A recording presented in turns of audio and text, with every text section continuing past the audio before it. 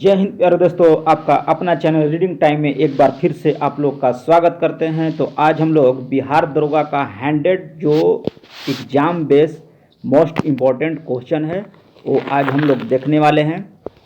तो बने रहिए चैनल के साथ, हाँ, और पूरा वीडियो देखिएगा। और जो चैनल पे पहली बार हैं तो चैनल को सब्सक्राइब कर दें और बेल आइकन को दबा दें ताकि जो भी यहाँ से वीडियो जाए आप लोग का नोटिफिकेशन जो है तुरंत मिले। तो ज़्यादा टाइम ना लेते हुए आज का पहला क्वेश्चन देखते हैं कि आज का पहला क्वेश्चन क्या बोल रहा है। तो आज का पहला क्वेश्चन कह रहा है कि हेलिना टैंक रोधी मिसाइल किस देश ने विकसित किया है।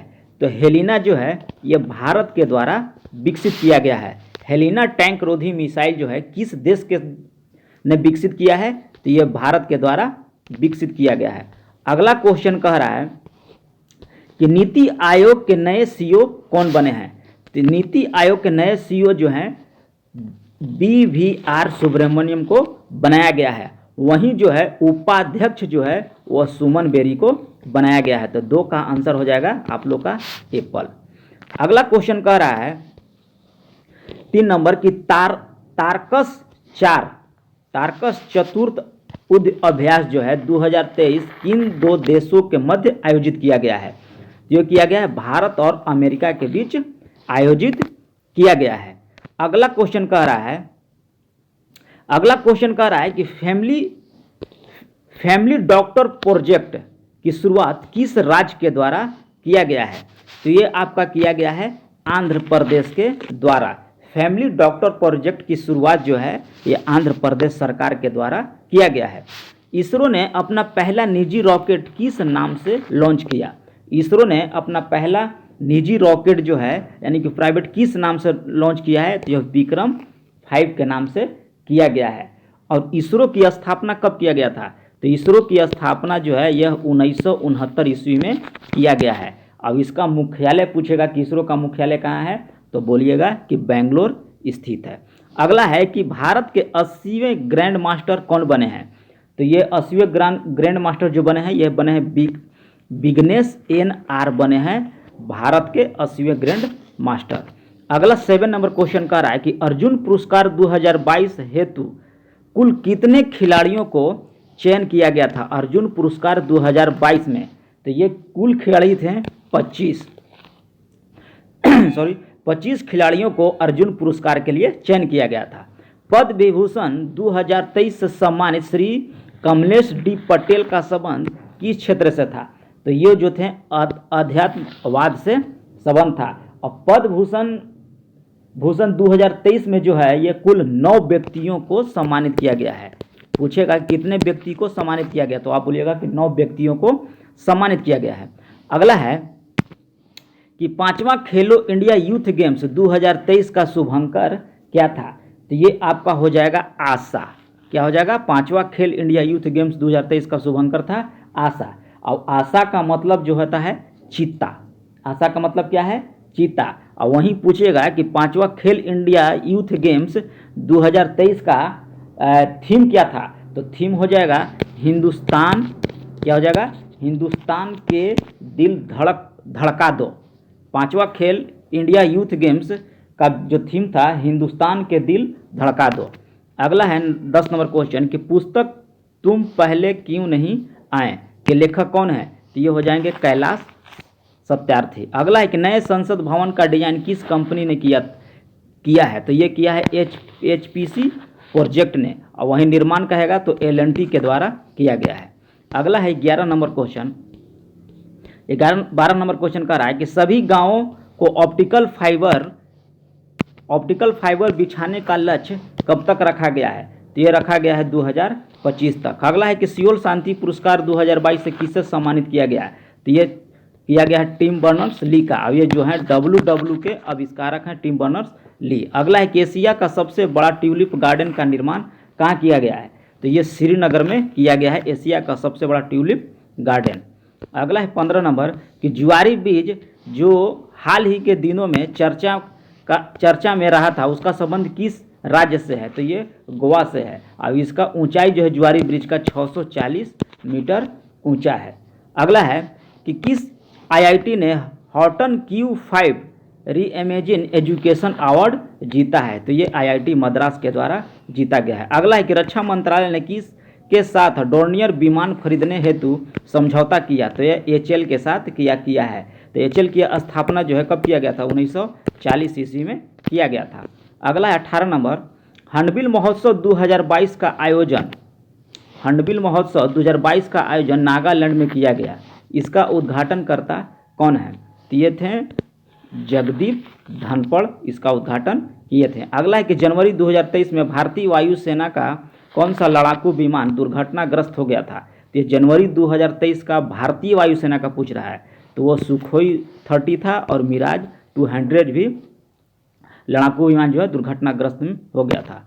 अगला है कि मलेशियाई ओपन 2023 में बैडमिंटन का खिताब पुरुष एकल में किसने जीता था। तो पुरुष एकल में पूछा है तो ये हो जाएगा विक्टर एक्सेलेसन। क्या हो जाएगा? Victor Axelsen. और महिला में पूछेगा तो हो जाएगा अकाने यामागुची। अगर महिला में पूछेगा तो महिला में पूछेगा तो हो जाएगा अकाने यामागुची, और पुरुष में पूछेगा तो विक्टर एक्सेलेसन। अगला है कि महिला T20 वर्ल्ड कप 2022 का खिताब ऑस्ट्रेलिया ने किसे हराकर जीता था। तो ये जीता था दक्षिण अफ्रीका को हराकर ऑस्ट्रेलिया ने जीता था। और इसका आयोजन जो है दक्षिण अफ्रीका में हुआ था। 2022 का आयोजन जो है दक्षिण अफ्रीका में हुआ था। वहीं आपको पूछेगा 2024 में, तो यह 2024 में जो है ये बांग्लादेश में होगा। कहाँ होगा? बांग्लादेश में होगा।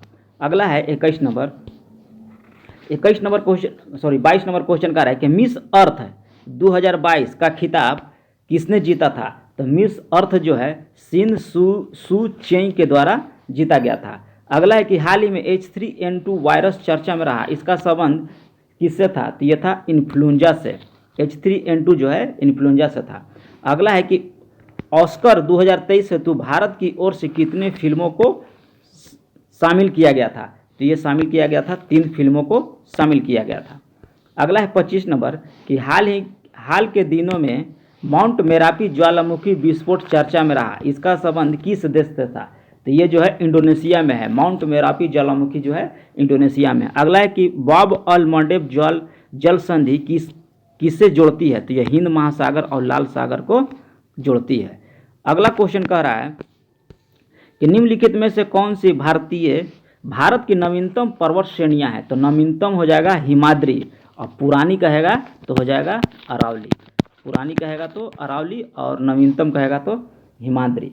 अगला कह रहा है कि मोर एवं पूर्णा किसकी सहायक नदियां हैं। तो मोर और पूर्णा जो है तप्ती की है। तप्ती की एक सहायक नदियां और है, ये हो जाएगा आपको बैतून भी पूछेगा तो ये तप्ती की सहायक नदियां हैं, और मोर पूर्णा तो सहायक नदियां है ये हैं। अगला है कि निम्नलिखित में से कोर इंडस्ट्रीज का उदाहरण है। तो कोर इंडस्ट्रीज में होता है कोयला, विद्युत, पेट्रोलियम और बैंक भी होता है कोर सेक्टर में। यानी का आंसर हो जाएगा सभी। अगला है कि बोडो जनजाति का निवास करते हैं। तो कहाँ करते हैं। तो बोडो जनजाति जो है गारो की पहाड़ी में निवास करते हैं। अगला है कि भारत का सबसे ऊंचा जलप्रपात कौन सा है। तो भारत का सबसे ऊंचा जलप्रपात कुचकल जलप्रपात है, जिसकी ऊंचाई जो है 455 मीटर है। अब कुचकल जलप्रपात किस नदी पर है। तो यह हो जाएगा आपको बराही नदी पर है। कहाँ है? बराही नदी पर। अगला है कि भारत की किस द्वीप का उद्गम जो है ज्वालामुखी से हुआ था। तो यह हुआ था बैरन द्वीप का उद्गम जो है एक ज्वालामुखी से हुआ था, और भारत का एकमात्र सक्रिय ज्वालामुखी जी कौन है। बैरन ही है। अगला है कि किस भारतीय राज्य की सीमा बांग्लादेश से नहीं लगती है। तो बांग्लादेश से कुल 5 गो लगती है। कौन कौन? मिजोरम, त्रिपुरा, मेघालय, असम और एक है वेस्ट बंगाल, यानी कि मणिपुर नहीं है। एक क्वेश्चन और है कि बांग्लादेश से सबसे ज़्यादा यानी कि सबसे ज़्यादा एरिया में कौन सा राज्य लगा हुआ है। तो आप बोलिएगा कि पश्चिम बंगाल। अगला है कि अगला क्वेश्चन कर रहा है कि कौन सा संवैधानिक संस्था नहीं है। तो संवैधानिक संस्था पूछ रहा है कि संवैधानिक संस्था नहीं है। तो यह मानव अधिकार आयोग जो है एक संवैधानिक संस्था नहीं है। इसकी स्थापना जो है 1993 ईस्वी के अधिनियम के द्वारा किया गया था। अगला क्वेश्चन कर रहा है 35 नंबर क्वेश्चन कर रहा है कि निम्न में कौन से वित्त आयोग द्वारा की गई प्रत्येक सिफारिश को संसद के प्रत्येक सदन के समक्ष रखवाएगा। तो ये आपको जो है राष्ट्रपति रखवाता है। किस अनुच्छेद के तहत? तो 281 के अनुच्छेद के तहत वो रखवाता है। और वित्त आयोग का जो है वह 280 में दिया गया है। वित्त आयोग अनुच्छेद 280 में, और सिफारिश के आधार पर राष्ट्रपति रखाता है अनुच्छेद 281 के तहत। अगला क्वेश्चन का है, राष्ट्रीय आपातकाल का घोषणा की स्मृति हेतु संसद के समक्ष रखा जाना आवश्यक है। तो ये हो जाएगा 1 माह के अंदर रखाया जाना आवश्यक है। अगला है कि राज्य सरकारों को कृषि आय कर कौन नियत करता है? तो ये आपको करता है भारत का संविधान जो है नियत करता है। अगला है कि भारत के संविधान में अनुच्छेद में करों को केंद्र द्वारा लगाया एवं एकत्रित किया जाता है तथा केंद्र और राज्यों के मध्य वितरित किया जाता है। तो ये आपका हो जाएगा अनुच्छेद 270 के तहत। अगला क्वेश्चन कह रहा है कि केंद्र और राज्यों के संबंध में संबंधित सहकारिता आयोग ने अपना प्रतिवेदन किस वर्ष प्रस्तुत किया था? तो ये 1988 ईस्वी में प्रस्तुत किया था। अगला है कि निम्नलिखित में से कौन सी याचिका अधीनस्थ न्यायालय की कार्य पद्धति का परीक्षण करती है? तो ये करता है उत्प्रेषण और प्रतिषेध के द्वारा किया जाता है। क्वेश्चन कह रहा है कि कौन सी एक याचिका अधीनस्थ न्यायालय की कार्य पद्धति का परीक्षण करती है? तो यह उत्प्रेषण और प्रतिषेध के द्वारा किया जाता है। अगला है कि कार्य न्यायाधीश की नियुक्ति की जाती है। तो कार्यकारी न्यायाधीशों की नियुक्ति जो है उच्च न्यायालय में किया जाता है, और ये अनुच्छेद 224 के तहत किया जाता है। अगला है ऊर्जा का नवीकरणीय स्रोत नहीं है। तो ऊर्जा का नवीकरणीय स्रोत जो है ये आपका हो जाएगा कोयला जो है ऊर्जा का नवीकरणीय स्रोत नहीं है। अगला है कि अंतर्राष्ट्रीय योग दिवस कब मनाया जाता है? तो अंतर्राष्ट्रीय योग दिवस जो है आपका ये मनाया जाता है 21 जून को अंतर्राष्ट्रीय योग दिवस। यहीं पूछेगा कि 21 मार्च को कौन सा दिवस मनाया जाता है? तो विश्व वानिकी दिवस जो है वानिकी दिवस जो है आपको 21 मार्च को मनाया जाता है। वानिकी दिवस 21 मार्च को। और 14 जून को मनाया जाता है विश्व रक्तदान दिवस जो है 14 जून को। और 22 मार्च को मनाया जाता है विश्व जल दिवस। विश्व जल दिवस जो है आपको 22 मार्च को मनाया जाता है। यह पूछ रहा है कि अंतर्राष्ट्रीय योग दिवस, तो आपका आंसर हो जाएगा बी 21 जून को। प्रो कबड्डी लीग की शुरुआत कब किया गया था? तो ये 2014 में किया गया था मुंबई में। अगला है कि निम्नलिखित में से वायुमंडल की सघनता में वृद्धि से अधिकतम ग्लोबल वार्मिंग हो सकती है? तो ये कार्बन डाइऑक्साइड के द्वारा हो सकती है। क्ले कोर्ट तथा हार्ड कोर्ट शब्द किस खेल से हैं? तो यह लॉन टेनिस से संबंधित है। अगला है कि भारत में शेयर बाजारों का मुख्य नियंत्रक का कार्य कौन करता है? तो ये सेबी के द्वारा किया जाता है। और सेबी की स्थापना जो है यह 12 अप्रैल कब हुआ था? 12 अप्रैल 1988 का हुआ था सेबी की स्थापना।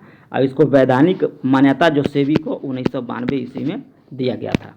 अगला है 48 नंबर क्वेश्चन कह रहा है कि CBFC का पूर्ण रूप क्या है? तो यह केंद्रीय फिल्म प्रमाण बोर्ड जो है CFC का पूर्ण रूप जो होता है केंद्रीय फिल्म प्रमाण बोर्ड होता है। अगला है कि किस ग्रामीण गरीबी उन्मूलन के लिए पूरा मॉडल अपनाने की वकालत की थी? तो यह क्या था? अब्दुल कलाम के द्वारा किया गया था। APJ अब्दुल कलाम के द्वारा किया गया था। अगला है 50 नंबर कि देश तथा उसके राजधानी के संबंध में विकल्प का गलत कौन सा गलत कह रहा है? तो वेनेजुएला की राजधानी कहाँ है? तो वेनेजुएला की राजधानी जो आपका हो जाएगा काराकस, सही है। और रोमानिया का बुखारेस्ट, बारबाडोस का ब्रिजटाउन, ये भी सही है, यानी गोबेन, ये गलत है। गोबेन की राजधानी जो होता है लिब्रेविला होता है। क्या होता है?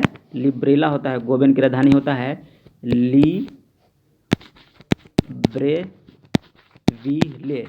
लिब्रेविले होता है। अगला है ऑप्शन हो जाएगा आपको का डी। भारत के किस राज्य में मत्स्य महोत्सव मनाया जाता है? तो ये नागालैंड में मनाया जाता है। और एक उत्सव और है हर्नबिल, ये भी नागालैंड में मनाया जाता है। अगला है 52 नंबर, चोल साम्राज्य का सर्वाधिक विस्तार किस शासक के समय में हुआ था? तो ये आपका हो जाएगा राजेंद्र प्रथम के शासनकाल में चोल साम्राज्य का विस्तार सर्वाधिक हुआ था। किस राष्ट्रकूट शासक ने एलोरा के पर्वतों को कटवाकर प्रसिद्ध कैलाश मंदिर का निर्माण करवाया था? तो कृष्ण प्रथम के द्वारा जो है कैलाश मंदिर का निर्माण किया गया था। अगला क्वेश्चन कह रहा है कि कौन सा वैदिक साहित्य नहीं है? तो पुराण जो है एक वैदिक साहित्य नहीं है। अगला क्वेश्चन कह रहा है 55 नंबर कि महाविवाह सूत्र की रचना किसने किया था? तो ये वसुमित्र के द्वारा किया गया था। अगला है 56 नंबर, गुजरात का अंतिम हिंदू शासक कौन था जो अलाउद्दीन खिलजी की सेना का मुकाबला किया था? तो ये हो जाएगा कर्ण द्वितीय जो था गुजरात का अंतिम हिंदू शासक था जो अलाउद्दीन खिलजी की सेना का मुकाबला किया था। अगला क्वेश्चन कह रहा है कि दिल्ली सल्तनत के समय पेंशन विभाग को क्या कहा जाता था? तो दिल्ली सल्तनत के पेंशन विभाग के समय जो है वो कहा जाता था आप लोग का दीवान इस्तिहाक।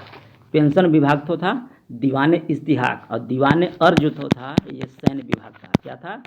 सैन्य विभाग। और दीवान मुस्तखराज कह रहा है तो ये आपका हो जाएगा वित्त विभाग। दीवान मुस्तखराज जो था ये वित्त विभाग था। और दीवान बदगान जो आपका हो जाएगा दास विभाग। क्या हो जाएगा? दास विभाग। दीवान बदगान दास विभाग, दीवान मुस्तखराज होगा वित्त विभाग और दीवान इस्तिहाक हो जाएगा आपका पेंशन विभाग और दीवान अर्ज हो जाएगा सैन्य विभाग। अगला क्वेश्चन कह रहा है कि बहमनी साम्राज्य के संस्थापक कौन थे? तो ये अलाउद्दीन हसन शाह थे 1347 ईस्वी में। अगला है 59 नंबर क्वेश्चन। 59 नंबर क्वेश्चन कह रहा है कि कलाक्रम के अनुसार सही कीजिए। तो ये हो जाएगा रामानुचार्य, रामानंद, गुरु नानक और चैतन्य स्वामी। अगला है कि जहांगीर के समय प्रमुख चित्रकार के विषय में कथन सत्य है। कौन सा कथन सत्य है? तो मंसूर जो थे जानवरों और फूलों के चित्र बनाने में निपुण थे। बिल्कुल सही कह रहा है। अबुल हसन एक छवि चित्रकार थे। ये भी सही है। गोवर्धन साधु संतों और फकीरों के चित्र बनाने में निपुण थे। ये भी सही, यानी कि ऑप्शन नंबर डी हो जाएगा। अगला है कि किस गवर्नर जनरल के समय में नर बलि प्रथा पर प्रतिबंध लगाया गया था? तो नर बलि प्रथा जो है लॉर्ड हार्डिंग के समय में लगाया गया था। और लॉर्ड हार्डिंग के समय में ही प्रथम अंगाल सिख युद्ध हुआ था 1845-46 में हुआ था। किसके समय में? लॉर्ड हार्डिंग के समय में। और नर बलि प्रथा पर प्रतिबंध भी लगाया गया था लॉर्ड हार्डिंग के समय में ही लगाया गया था। अगला है 62 नंबर कह रहा है कि मुस्लिम लीग का प्रथम वार्षिक अधिवेशन कब हुआ था? तो ये हुआ था 1907 ईस्वी में। और मुस्लिम लीग की स्थापना कहेगा तो ये हुआ था 1906 ईस्वी में। और एक हुआ था मुस्लिम लीग का अधिवेशन 1908 ईस्वी में हुआ था। ये हुआ था आपको अमृतसर में। ठीक है, 1907 वाला कहाँ हुआ था? कराची में हुआ। तो इसका आंसर हो जाएगा आप लोगों का बी, 1907 ईस्वी में। इनकलाब जिंदाबाद का नारा किसके द्वारा लिखा गया था? तो ये लिखा गया था हसरत मोहानी के द्वारा। और यही पूछेगा कि नारा किसके द्वारा दिया गया था? तो दिया गया था भगत सिंह के द्वारा। अगला है कि अखिल भारतीय किसान सभा का गठन किसके द्वारा कब किया गया था? तो ये किया गया था 1936 ईस्वी में किया गया था। अगला है कि भारतीय नेता खिलाफत आंदोलन का समर्थन नहीं किया था। तो कौन सा ऐसा नेता था जो खिलाफत आंदोलन का समर्थन नहीं किया था? तो ये थे मदन मोहन मालवीय। और खिलाफत आंदोलन 1919 ईस्वी में हुआ। अगला है कि न्यूटन मीटर स्क्वायर प्रति किलोग्राम स्क्वायर किसका एसआई मात्रक होता है? तो यह गुरुत्वाकर्षण के सार्वभौमिक नियतांक का मात्रक होता है। और इसका मान जो होता है 6.67 गुना 10⁻11 होता है। अब इसका बीमा पूछ देगा गुरुत्वाकर्षण नियतांक का, सार्वभौमिक नियतांक का। तो n के घात -1, l के घात 3 और t के घात -2 होगा। अगला है कि निम्नलिखित किस जोड़े के दिशा हमेशा एक समान होती है? तो बल और त्वरण के दिशा जो है एक समान होती है। अगला है कि निम्नलिखित में से कौन सा त्वरण के मान को गुरुत्व के कारण प्रभावित नहीं होता? तो ये द्रव्यमान हो जाएगा इसका आंसर। द्रव्यमान जो है गुरुत्व के त्वरण के मान को प्रभावित नहीं करता है। अगला है 69 नंबर कि निम्नलिखित परिस्थितियों में से किसमें कार्य नकारात्मक बल द्वारा किया गया है? तो ये आपका हो जाएगा कि जब कोई वस्तु बल के दिशा के विपरीत दिशा में स्थानांतरित होता है तो ये नकारात्मक किया गया है। अगला है 70 नंबर क्वेश्चन।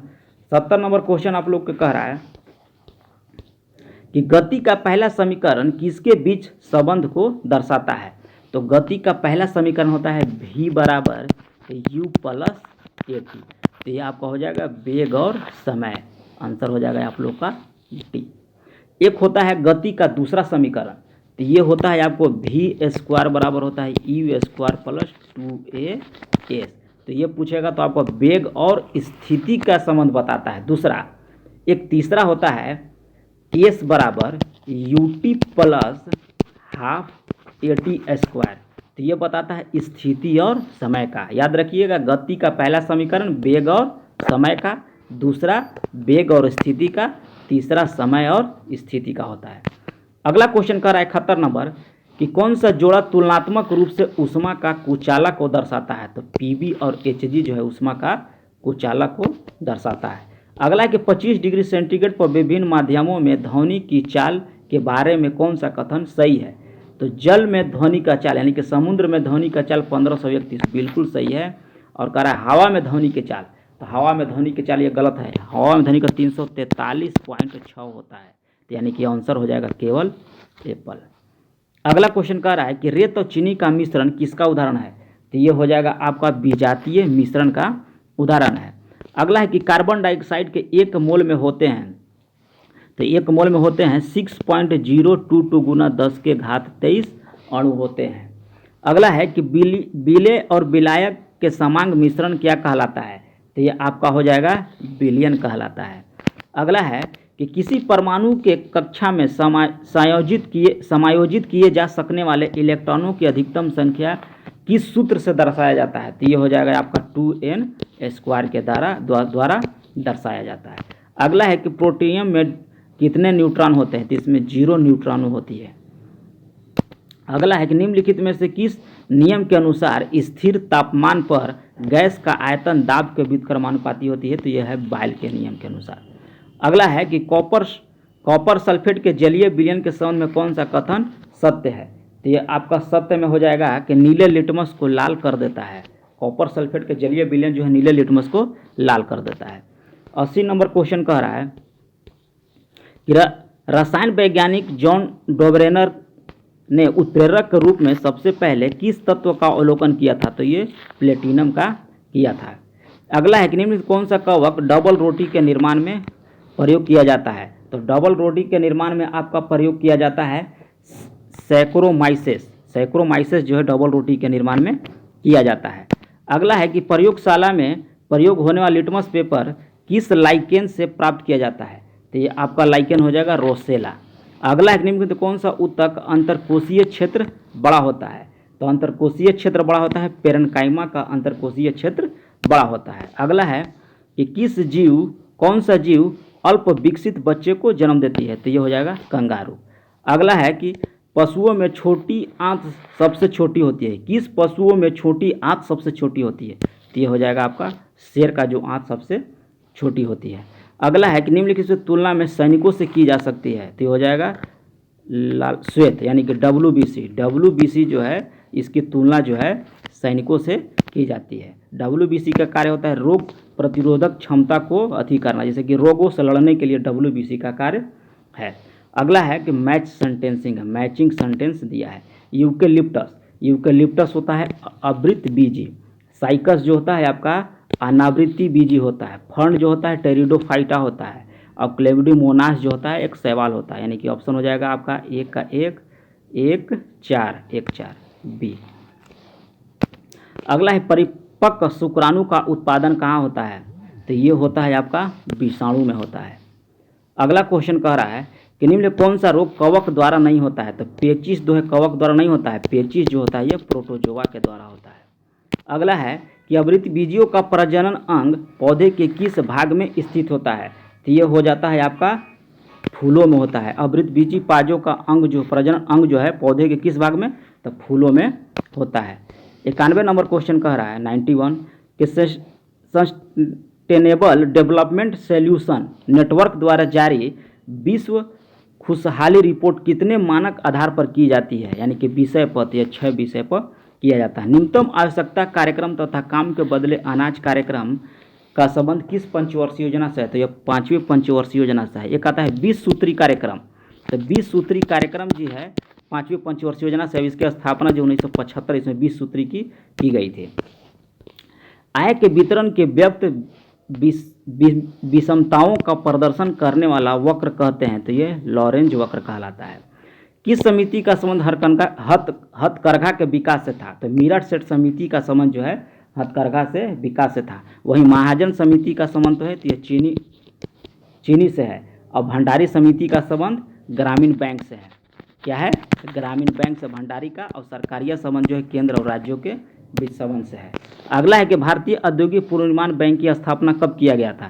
तो ये किया गया था 1985 ईस्वी में किया गया था। अब मैथ का क्वेश्चन स्टार्ट होता है, तो देखते हैं मैथ का क्या हाल है।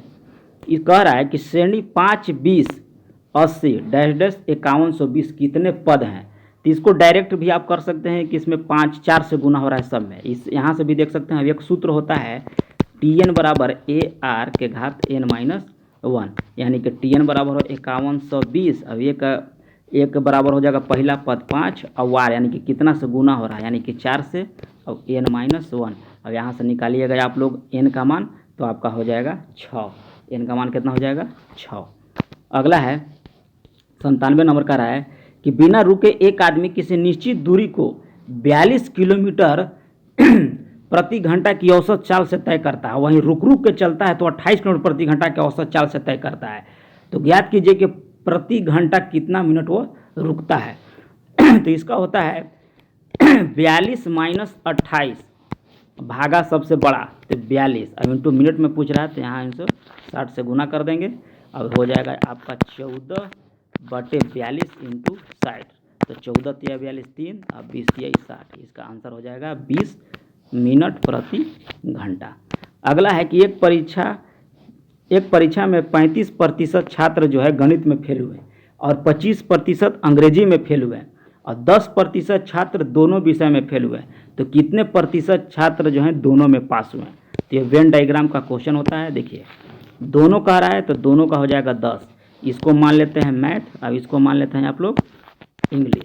अब कह रहा है कि गणित में, तो गणित में 35%, तो 25 यहाँ होगा, क्योंकि गणित में हो गया तो यहाँ से यहाँ तक ना हो गया, तो 25 और 10 35।